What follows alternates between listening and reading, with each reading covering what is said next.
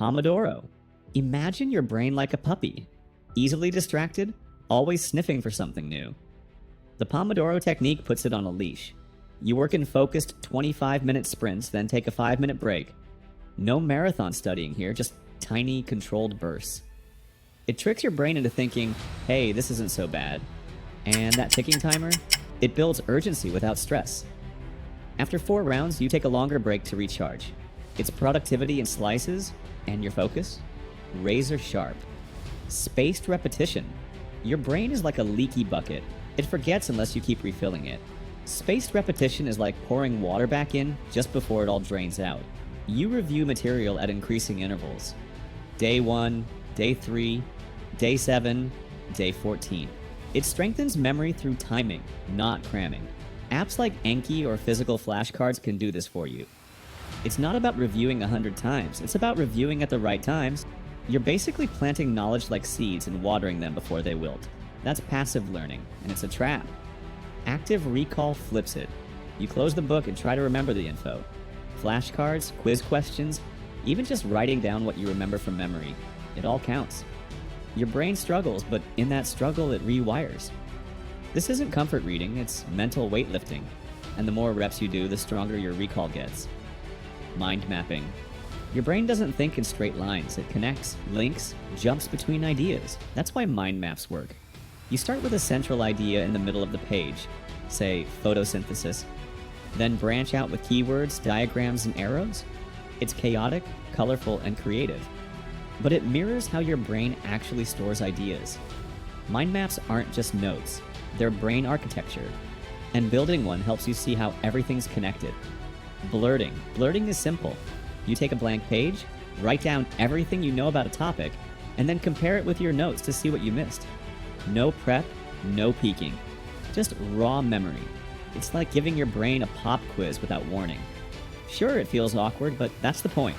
It shows you exactly what you don't know. Fast. Then you fix those holes. Blurting is basically memory triage.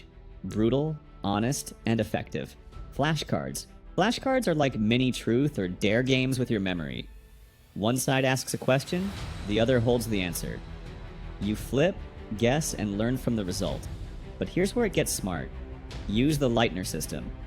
Every time you get a card right, it moves to a box that you review less often. Get it wrong. It goes back to the start. It's spaced repetition plus feedback in a tiny rectangle. Portable, powerful, and perfect for subjects that require straight-up recall. Feynman technique. Ever think you understand something until you try to explain it and your brain short circuits? That's where the Feynman technique slaps you awake. Take a topic.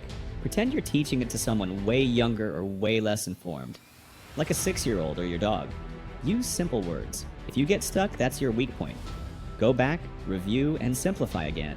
You're not just studying, you're translating knowledge into clarity. Dual coding. Your brain has 2 input lanes. One for words, one for visuals. Dual coding uses both. Let's say you're studying the water cycle. You write it down in steps and draw a simple diagram. Your brain now has 2 memory tracks to store the same idea.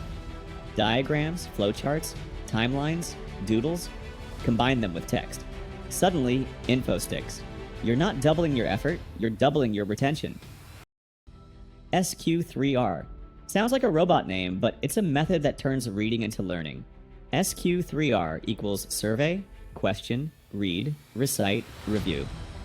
You scan the material first, survey, then turn headings into questions, question. You read to find the answers, read, say them out loud or write them down, recite, then go back and reinforce it later, review. It's like giving your reading a mission. Instead of absorbing passively, you're interrogating the page. Interleaving. Your brain loves patterns. That's why interleaving works. Instead of studying one subject for hours called blocking, you switch between different subjects or topics. A bit of algebra, then some biology, then back to math. It sounds chaotic, and yes, it's confusing. But that confusion helps you learn. It forces your brain to compare and adapt, not just repeat. Like cross-training for your memory muscles. Past papers. Studying without past papers is like training for a sport and never practicing the actual game. Past papers show you the question formats, common themes, and where you trip up. You learn the language of the examiner. You get better at time management, and most importantly, you get used to being uncomfortable. Real exam pressure, but without the consequences. It's the ultimate rehearsal. Teaching others. Teaching isn't just for teachers. If you can explain something clearly, it means you really understand it. When you teach, you find the cracks in your knowledge instantly. You simplify, you clarify, and in doing so, you reinforce what you know. Grab a sibling, a friend, or just an imaginary class in your room.